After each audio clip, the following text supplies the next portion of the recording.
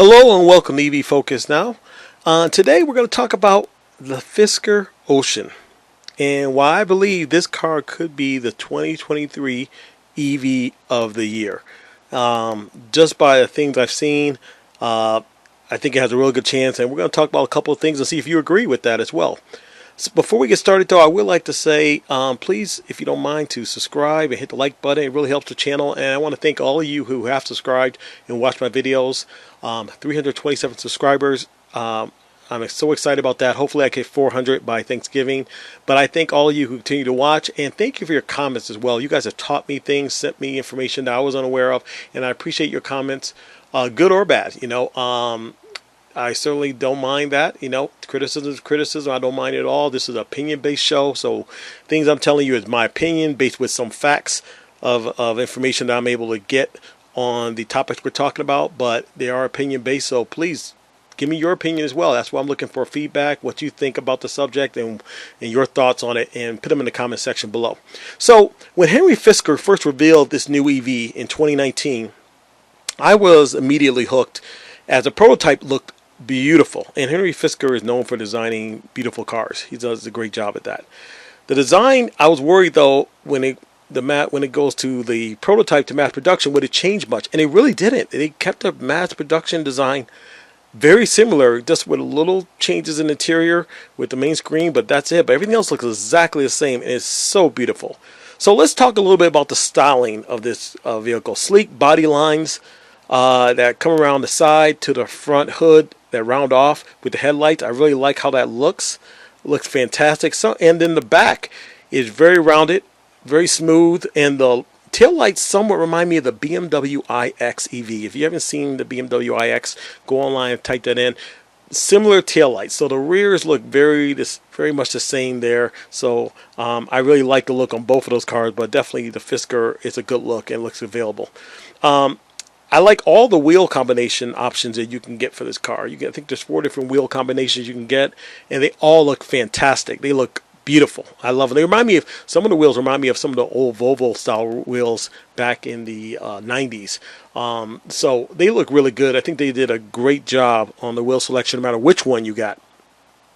The interior, it's mostly sustainable materials, recycled materials that they use to create the materials inside. It looks beautiful. It's a wide open feeling, and they have a option that you can buy called the California mode, where you click a button and it raises all the windows down together, so the side windows and the back rear trunk window as well. So you really feel like you're feeling like you're in a convertible almost, with all the windows down, driving down the coast. It's really a fantastic feature, I think, and it's nice to have that openness. It makes the car feel more bigger than it probably is, more roomy. Now, there is a 17-inch center screen that can be optioned to rotate to landscape or portrait settings, which is fantastic. And I think, that is something that is very appealing to people. Some people would like maps to be in a landscape mode versus a portrait. Some people would like videos playing in landscape mode versus a portrait if it has video capabilities, or even where you're playing games.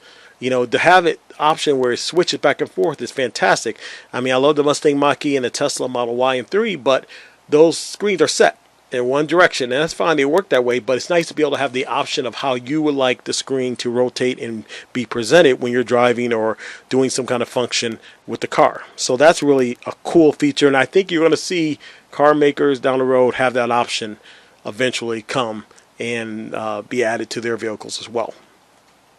Now let's talk a little bit about the range of this vehicle. Okay, so range, top spec model, which is the top model, the Ocean Extreme. Basically 350 miles of range with a dual motor and a 100 kilowatt usable battery. So that's the top spec right there. The base model, which is called the Ocean Sport, is 250 miles for the base model, with a one motor and a 75 kilowatt usable battery. And that's, again, I've always said that the minimum for any vehicle EV coming out should be 250 miles. 250 miles with the infrastructure, charging infrastructure going in now, is enough to get you across America. You can get anywhere. That's more than enough.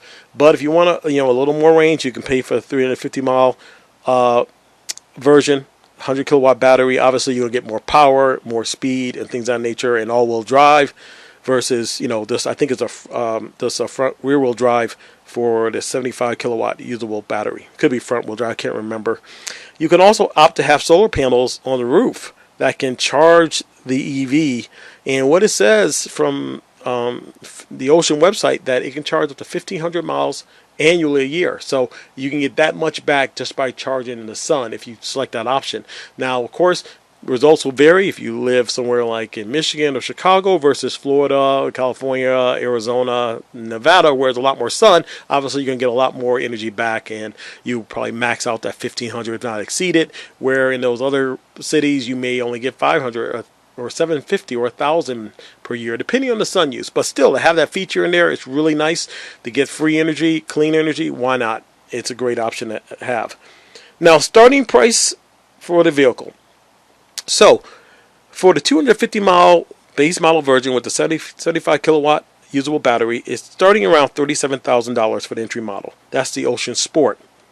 Now, if you go up to the top model, like I said, the Ocean Extreme or the Ocean One, it's $68,000 for that top spec, and that's with 350 miles of range in dual motor. So, it jumps up. Now, the most interesting thing that I think with this vehicle, the launch of this vehicle, is the available lease option that is being offered by Fisker. So, taking the Ocean Sport, the base model, you can lease that for $327 a month. It could be off a little bit, and $3,000 down. Okay, so a typical lease, nothing mind blowing, but the great thing about it is they allow you to have the 30,000 miles per year, which is fantastic, especially if you drive along a lot or a long way for work. Your commute to work is long.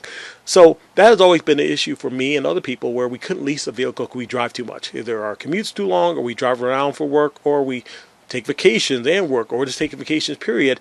You would blow through a lease 15,000 per year max in no time.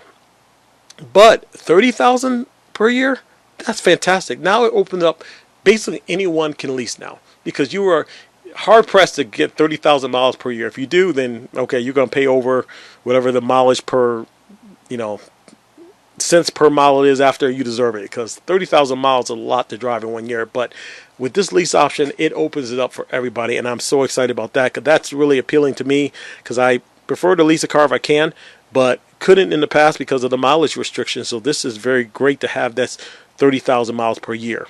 Now, one thing I want to keep in mind, that not sure the prices that I mentioned will remain the same because of supply chain issues. Battery prices going up. As it says on the website now, 37,000 starting, top spec starting at 68,000. I assume that if you put down the money to reserve this, you're set. But pretty soon, I'm assuming the price is going to go up, just like they did at Rivian, Tesla, Ford. They all had to raise their prices recently because of battery costs, supply chain issues to get the materials to make batteries. So they're passing that cost on to us. So keep that in mind if you want a Fisker. Put your order in now. Now, one thing to remember about putting your order in is a $500 down for a reservation. That's fine. Most manufacturers are doing $100 or $500 down. No big deal. But then they're going to ask you to secure your reservation, meaning that you show an intent to buy the car. And to secure a reservation, they're going to ask for $5,000 down to go towards the car. Okay? Now, that's a lot. Now, a lot of people like myself would like to finance the $5,000 with the purchase of the car. I don't have $5,000 necessarily laying around or available to use towards the car right now. So that's a factor that could affect a lot of people. If you do have $5,000 to put towards a car, go ahead and do it. You're going to have to do that to get it to actually finalize the order. But I wish they didn't it wasn't that high, or you could finance it with the purchase of the car, but you can't. This is the way Fisker's doing it. We do not know if this car is going to be eligible for the $75 tax credit. It's being made by Magna, and I think it's being made in another country. So with the new tax EV law taking place, there are certain rules about where the car is made, where the parts come from, where the batteries come from, where it's assembly at, to see if you can qualify for a $7,500 tax credit. If it does, then the base model is almost $29,000, which is fantastic. But that was before the new EV tax law took place. So now I doubt if you can even get that, it will qualify for that because too many of the parts are made in other countries. But eventually they may change. I understand that Fisker wants to have it made here eventually and get a factory here and have Magna make them here in the U.S. So maybe in the future they'll be eligible. But if you don't have a reservation in now, get one in. And it may already be too late, but if you have one already, you should be locked in for the $75 tax credit for this year. And then next year we'll have to see what happens. So, but anyway, again, I love this vehicle. I'm not going to be getting a reservation for it. My cars are set right now, but it's something I would probably look down the road. If Fisker does well and still around in 2 or 3 years, I might be interested in getting one of their newer vehicles. They have another one coming out called a Pear. It's a sedan, I think, or an SUV. I'm not sure, but that they haven't revealed it yet. But that's going to be coming out. But I love the styling of the vehicle. We don't know how it drives. Nobody has driven this car yet. We don't know how it handles. We just know the specs, and they look fantastic. So we'll have to get more information as they let people take deliveries, and they let the media drive it if they do, and get honest review on the charging speed and how the car reacts and how it works. So we'll keep our eyes open for that, and I'll report on that once I find out. But in the meantime, tell me what you think. Do you think this car will be the 2023 EV sports car or electric car of the year? Let me know in the comments section below, and don't forget to like and subscribe. Thank you again for watching, and when it comes to EVs, remain focused. Bye-bye.